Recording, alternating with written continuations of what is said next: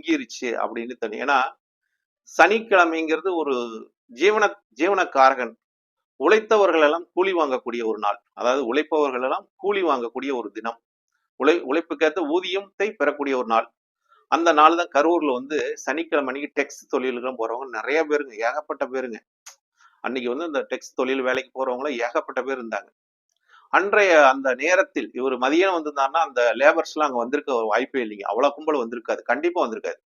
இப்போ அந்த லேபர்ஸ் எல்லாம் பாத்தீங்கன்னா கிட்டத்தட்ட ஒரு 5 மணி வரைக்கும் அவங்களுக்கு வேலை இருந்துச்சு. 5 மணிக்கு மேலதான் அவங்க சம்பளத்தை வாங்கிட்டு வீட்டை விட்டு வெளியே போகக்கூடிய தன்மையில இருக்குதுங்க. அந்த கம்பெனி விட்டு வெளியே வரக்கூடிய தன்மையில இருக்குது. அங்க டெக்ஸ் வந்து நிறைய இருக்குதுங்க. அப்ப அந்த கம்பெனில இருந்து நிறைய பேர் வெளியே வந்திருக்கக்கூடிய தன்மை 6 மணிக்கு மேல.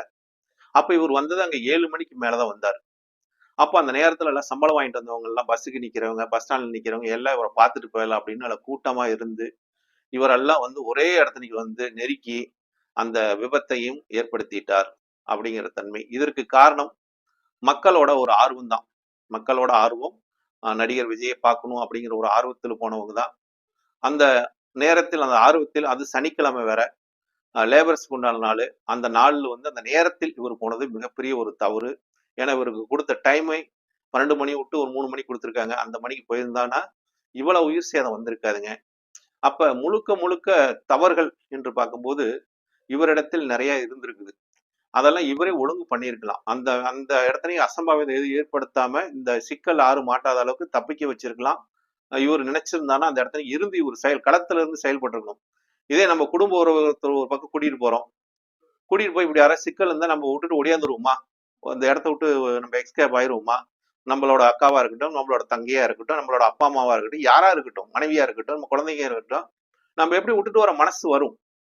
அப்ப இவர் ஏன் விட்டுட்டு ஓடக்கூடிய மனசு வந்துச்சு? அந்த இடத்துக்கு இவர் மீட்டிங் பேசிட்டு இருக்காங்க, ஒருத்தர் தூக்கிட்டு போயிட்டு இருக்காங்க ஆம்புலன்ஸுக்கு. இவர் அந்த இடத்த விட்டு இறங்கி அவர் வந்து கிளம்புறாரு. அப்படிங்கும்போது இது வந்து நானும் ஒரு ரசிகர் தான், விஜயோட ரசிகர் தான்.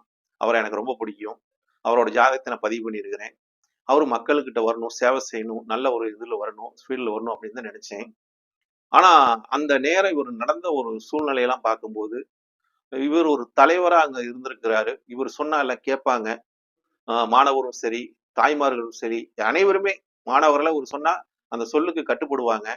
அந்த நேரத்தில் இவர் வந்து அந்த அந்த கும்பலை வந்து ஒரு ஒழுங்குபடுத்திட்டு சில சில உயிர் சேதமா இருந்தாலும் அதுக்கு உண்டான அன்னைக்கு அந்த இடத்துக்கு இருந்து இவர் பார்த்திருந்தாருன்னா இவருக்கு இவ்வளவு பெரிய பிரச்சனை இருந்திருக்காது. இன்னைக்கு இவர் அமைதியா இருக்கக்கூடிய மன கஷ்டம், மன வலி, மன வேதனைன்னு சொல்றாருல்ல, இந்த வேதனையில அவருக்கு ஒரு ஆறுதலை கொடுத்திருக்கும். தான் இருந்து அதெல்லாம் பார்த்து இதெல்லாம் ஒழுங்குபடுத்திட்டு வந்தங்கிற ஒரு மன சந்தோஷம், நிறைவு கிடைச்சிருக்கும். இதெல்லாம் செய்யாதவர்களுக்கு